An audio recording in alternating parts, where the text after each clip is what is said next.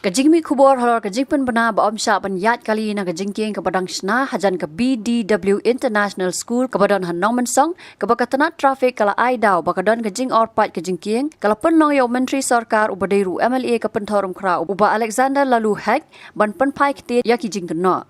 Kajing pen pai kete jong MLA ke pentorum kra constituency kadai hadian bola syapbo jingkeli hakilat patai kubor hak nyo tarik urisau arja arpusau halor kete kajing pen bena ke belawan nak Shillong traffic police hak insan Facebook bat kumjo kiwe ki social media.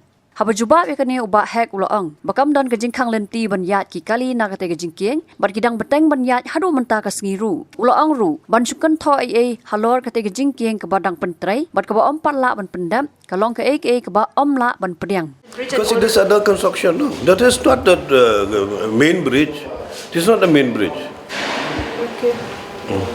Who said the main bridge? This is the culverts only construction.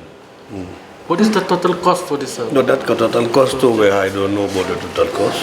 But that engineer and all, SDO engineer, today only I spoke to the chief engineer also to immediately give the sanction. This road is very important as is the need of the hour. Urgently is required to restore that. What is the alternative arrangements for movement of people? No, that is already moving now also. The road is open. It has not closed. Yes, they have not closed the road. Today only I came from that road only. Now how you say that in the question? If it is completed, then I will agree with you. But work has not been completed. This is under construction. It is under progress now, the work. Let me first complete it, then only if there's any problem with the construction, we will take action against any contractor who is working. But now when the work is going on, how we can just blame anybody? That work is in the progress now. But that area wasn't filled up, sir. What was the reason? Why did it happen? So work is going on. No, now it is under construction. Kumno ba Raju? Kumne kong. Ale. Kumno ki kam ki jam baro. Hoi ki biang lor. Ai kirasyon jong menta ubnai. Hoi ta. Ba? Ukau iu unia. Kong undi udai ukau plus F. Ukau fortified. Ukau 45? Henry ba? Ukau 45 ba uto ba ai barabor uya pher ayu. Uto ukau ba ai barabor umde ubabha. Kong.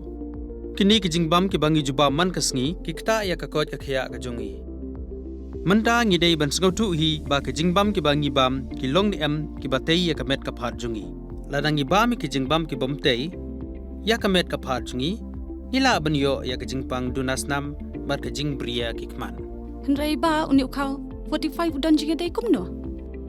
Yo iya ke Jingtei ya ke met ke phan ke jungi nak jingbam ke bangi bam man la kasngi kum ke iron, folic acid, vitamin B12, iodine, zinc, vitamin A bat vitamin D.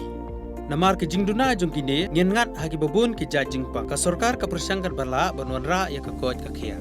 Ka FSSAI ka batha ba ukhau ata kamlu kadut bat ke omkhnyang bam.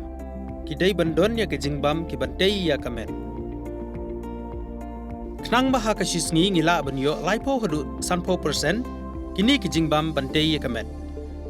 But lai kerteng ya ki 45 ila banitu ya ki ta ka sharp plus F aki.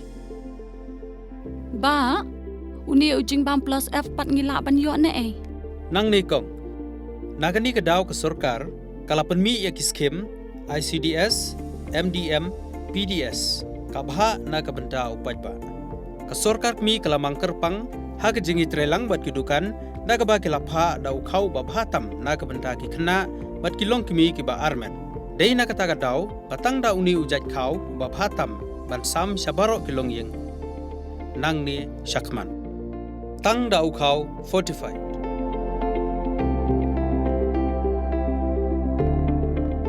Ba fikrannya ka jing shisha. Lawan Ra Shafi Lingba ko office jong Commissionerate of Food Safety Meghalaya.